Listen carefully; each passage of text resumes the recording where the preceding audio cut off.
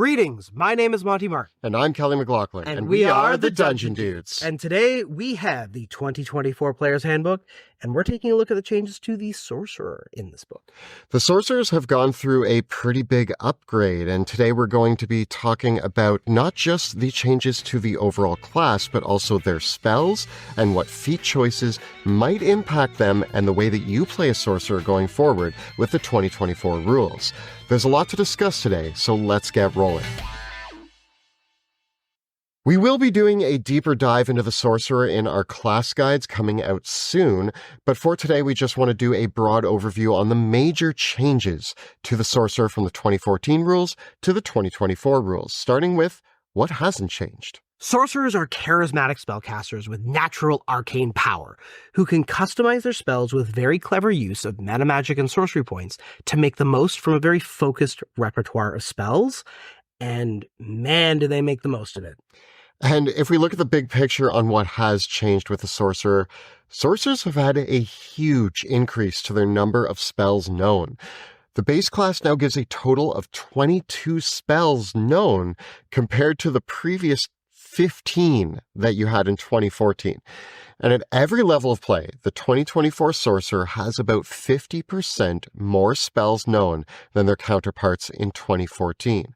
This actually even goes a step further, because since Sorcerers now also get a pool of 10 extra spells known from their subclass, except Wild Magic, which we'll talk about later, this now means that a Sorcerer has more spells available to them during the adventuring day than I'm pretty sure any other class in the game. Up there with Clerics. Up there with Clerics, yeah. This kind of tips the scales on their previous limitations, and now most Sorcerers should be able to go into their adventures with their favorite spells while also packing along all of those fun just-in-case utility spells.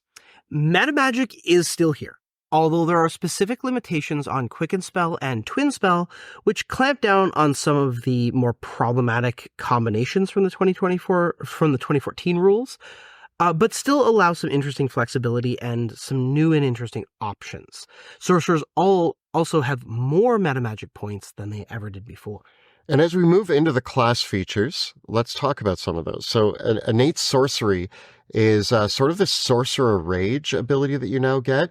It gives you advantage on all spell attacks and boosts your DC by 1.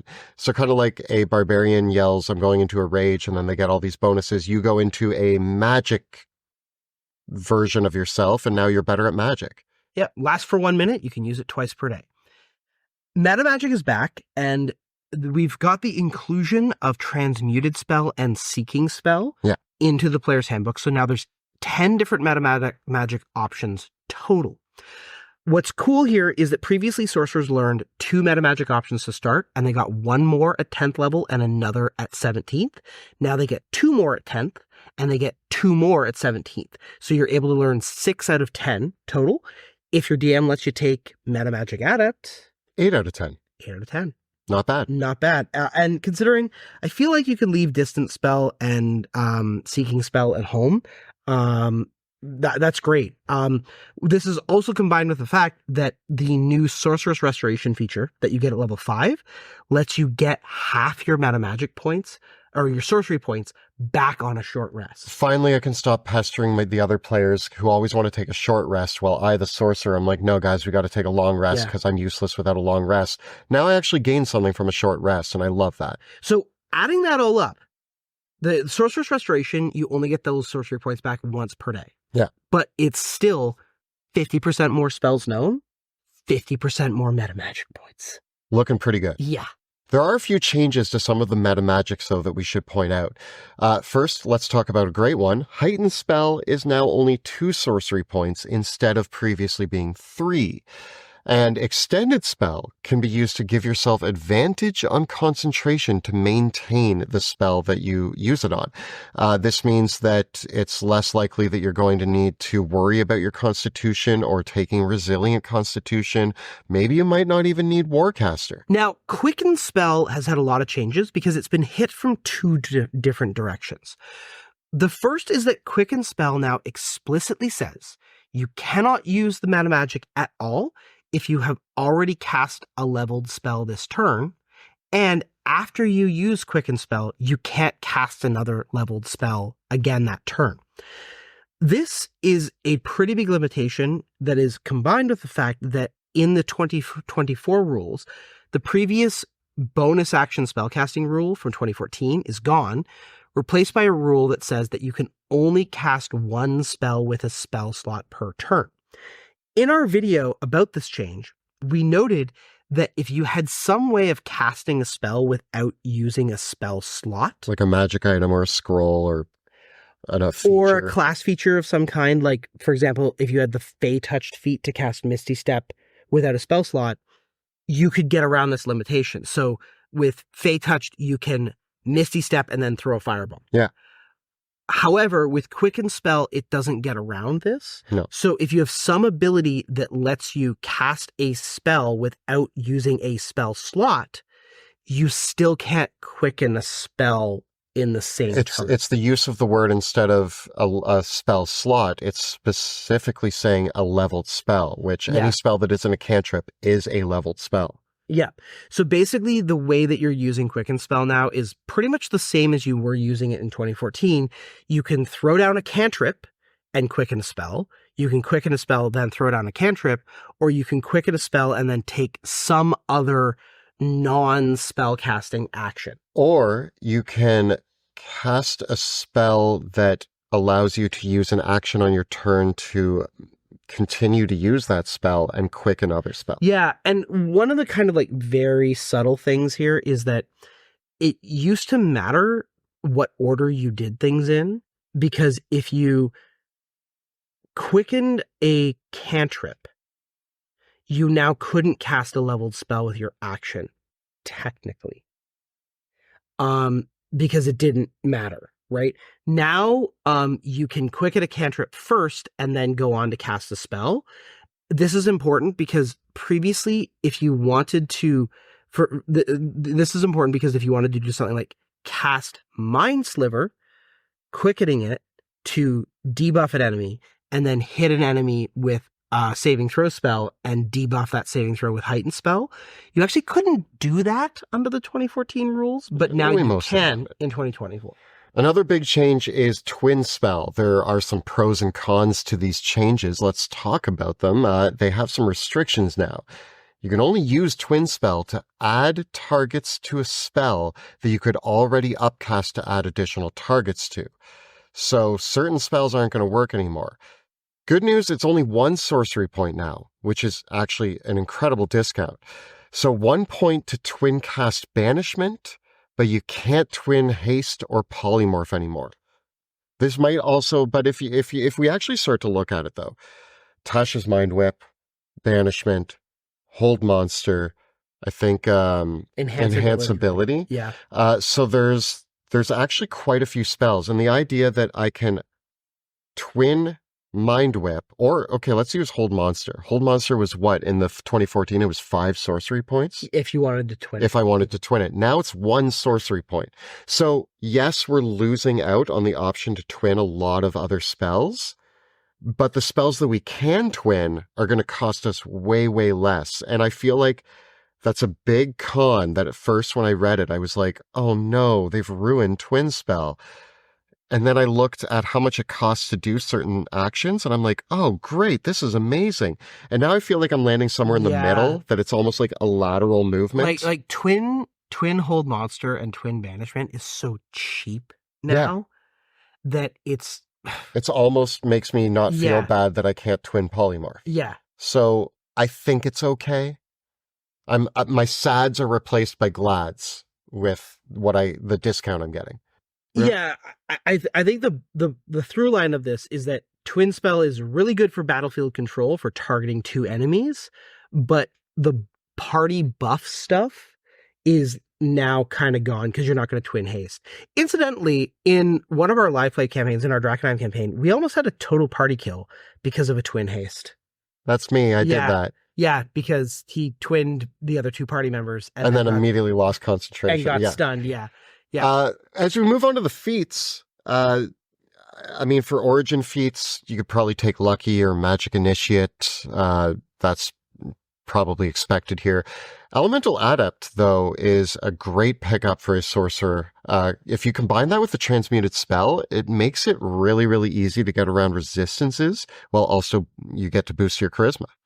I think Warcaster remains a no-brainer, although maybe you might think that with Extended Spell, you've got your advantage there if you need it, so you don't necessarily need to go to the feat. Sorcerers were never particularly feat hungry. Yeah. And I think now what they're just going to like is the fact that you can start off with 17 charisma, grab a feat at level 4 to boost your charisma to 18 and get some other benefit like Telekinetic or Warcaster. And then at level 8, you just go right up to 20 charisma. And then at that point, it's kind of like whatever else you want. Yeah. I want to mention Ritual Caster, because Ritual Caster has actually changed quite a bit in the 2024 rules. It now lets you boost your charisma, and you get to pick a number of ritual spells equal to your proficiency bonus. And when your proficiency bonus goes up, you get to add more spells. These spells are always prepared for you, and you can actually cast each of these ritual spells once at their normal casting time. Not adding the 10 minutes, but you're casting them without a spell slot as if they were a ritual. The only downside here is that they all have to be first level rituals, but I think that there's still a lot of great pickups here, and as a sorcerer who has ritual casting in the 2014 rules, I love being able to cast spells without using a spell slot that can benefit the team or, solve a lot of problems. The only issue is that now sorcerers can cast any other spells that are rituals as rituals. Like previously, sorcerers couldn't do ritual casting at all. The only thing is, if you look at the actual sorcerer's spell list, there's actually almost no rituals here. No? No. Like the only non-first level ritual spells that sorcerers have are water breathing and water walk. They get comprehend languages and detect magic. Like those are literally the only rituals that are actually on the sorcerer spell. Those are all useful. Yeah, but it's not like they've got like telepathic bond or contact other plane or which are all the ones I like using. Yeah, exactly. Yeah. Or find familiar. So as we get into spells, there's a new cantrip for sorcerers and sorcerers only. It's called Sorcerer's Burst. It is a attack roll based spell that does D8 damage, and you get to choose the damage type from basically all the really tasty elemental types, so acid, cold, fire, lightning, poison, but you can also make it psychic or thunder. Cool. So you've basically got like all your damage types covered. Right if you're playing a certain flavor of sorcery, then you can kind of just customize this to be your flavorful cantrip. Yes, and if you're playing a dragon sorc, you've got exactly what you need as well. What's cool about it though is that it's an exploding spell. So if you roll a d8 if you roll an 8 on the d8, you get to roll another d8 and add that to the damage. And if that's a d8, and it also rolls an 8, you can add it again, up to a maximum extra number of d8s equal to your spellcasting ability modifier. So if you're the luckiest roller in the world, you can end up rolling, upwards of 9? Yeah, so the spell itself scales like all cantrips, so it goes up to 4d8. If you have a +5 charisma modifier, you could add an extra 5d8 to it. If you're that lucky. I mean, if I roll my first roll and they're all d8s and then I get to roll a bunch of them again, like, cool, great. Somebody will do that out there. Would you gamble? Would you gamble on empowered spell to reroll? Depends on the situation, but I like it. I will. I'll do it. Yeah. Hit me. And also, when do you have to do that in that process? Like, if you're rolling 4d8 for the initial damage, you roll 2d8s. You get 2 8s out of the 4 dice. So now you're going to get 2 more 8s. Can you roll those and then re-roll those and the previous 2 that didn't roll up as 8s and roll them all again to gamble on that? Because that would be worth it. I'll allow it. I just love exploding dice mechanics. It's fun, and this is a really fun cantrip for sorcerers. And I think they're going to have a blast with it. Chromatic Orb also has the similar mechanic where where instead of adding to the damage, it bounces. Yeah. Which is fun. These new mechanics are just fun. Sorcerers get to have fun. The Quicken Sunbeam trick still works, so that is something to point out. Sunbeam, this is my favorite trick for a sorcerer in the books. Once you get access to Sunbeam, you can cast Sunbeam with a Quicken spell. And the way that Sunbeam is worded is that you can take the magic action on your turn to blast again, but that doesn't count as casting a spell. You've already cast it. So you can Quicken Sunbeam and then use your action to blast a second time. And then on subsequent turns, you can use your action to blast and then quicken another leveled spell. So Sunbeam is still a great choice. There's also a really cute spell that's been added to sorcerers. Wizards also get it too, called Arcane Vigor. It's a bonus action to cast. And you get to roll up to 2 of your hit dice and just heal yourself. Good. It's just a little self-heal. I mean, it's kind of like Second Wind as a spell slot. Yeah. Yeah. I don't know if I would take it, but maybe if you've got the slots to spare, like if you've got the spells known to spare, having a self-heal is not bad. Yeah. Other than that, I think all of your favorite spells are still going to be here. We mentioned that Mind Sliver's in here, and there's some great use there. With the way that a Heighten spell now works, I think that we're going to see a lot of battlefield control sorcerers. But the great thing is, it's always, do I want to be a battlefield control sorcerer? Do I want to be a blaster sorcerer? I only have 15 spells to choose from.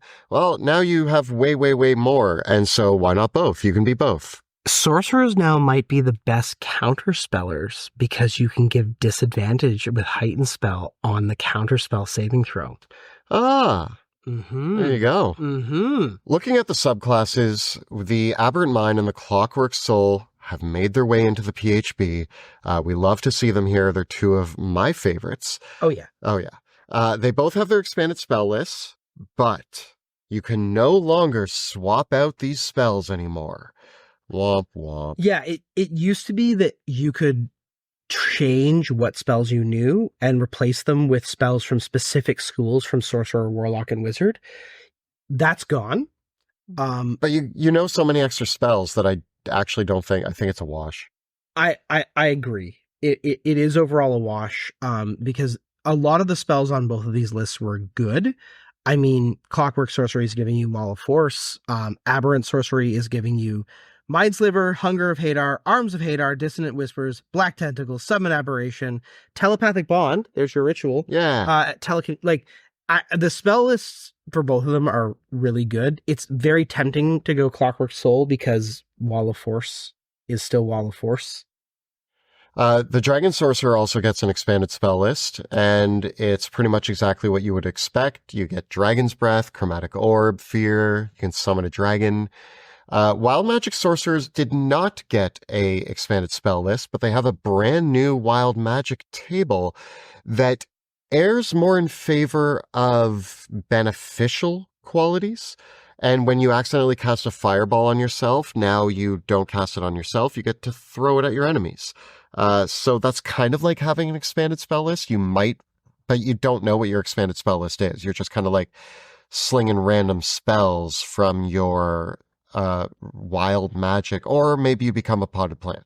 Yes.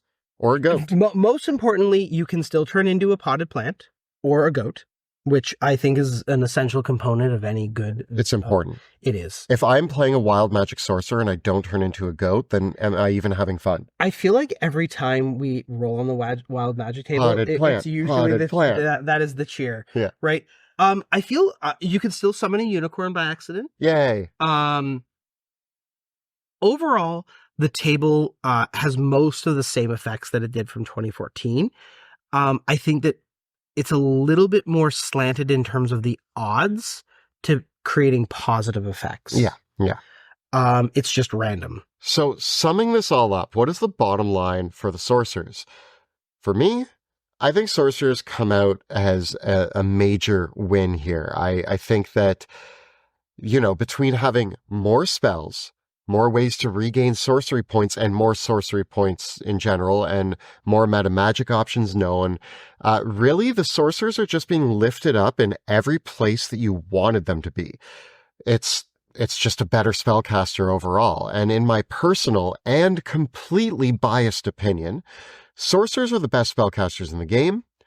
I personally already thought that in 2014, but a lot of people had a lot of reasons to argue with me on that point. But now I feel like I have more juice in my arguments on why sorcerers are the greatest spellcasters, and my favorite class kind of takes the cake. I agree. The comparison between sorcerers and wizards at early to mid levels of play is very stark. An 11th level sorcerer has 26 spells available to them compared to the wizard's 16 spells prepared. And even with a spellbook, that is a very hard gap to cross for the on-the-spot versatility.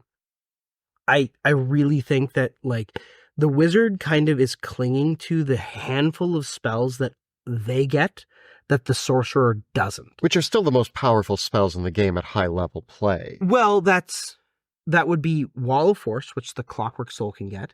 Force Cage has been laid low, so that is no longer a feather in the cap for the wizard. Simulacrum and Clone and those sorts of, like... So here, the big one, I think, for me is Contingency. Yeah.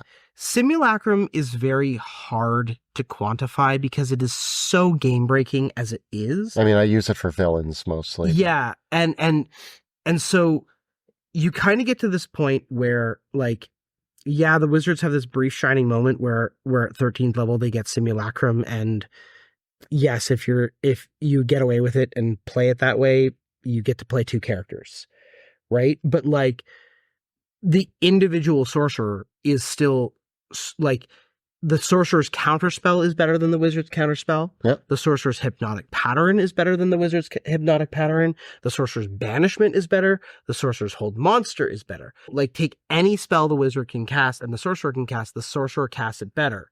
All I gotta say, Monty, is welcome to the dark side. You're welcome here. We have cookies. And thank you for being such an advocate for the wizard for so long, but now it's time to join the real party. Yeah, I think that maybe the noted exception where the wizard maybe pulls ahead is if you're going to do, like, a blade singer that is going to be doing something crazy with conjure minor elementals, like Sure. a Gish build blade singer wizard. I don't think the wizards are, like, completely failing here. Like, No, wizards are great. No, but they're sorcerers are just amazing. It just is. It's a big gap to cross. Yeah. Yeah.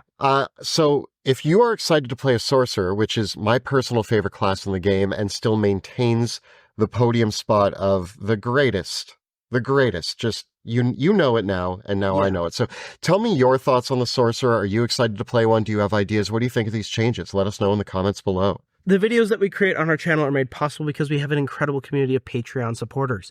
Please consider supporting the channel by joining the Patreon. And if you want to see the worst sorcerer you've ever seen in play, you can watch me play one in our actual play campaign of Drakenheim. You can check out all the previous episodes right up over here. And we've got plenty more coverage on the 2024 rules updates right up over here. Please subscribe to our channel, like this video, and ring that bell so that you never miss an episode. Thanks so much for watching. We'll see you next time In the dungeon.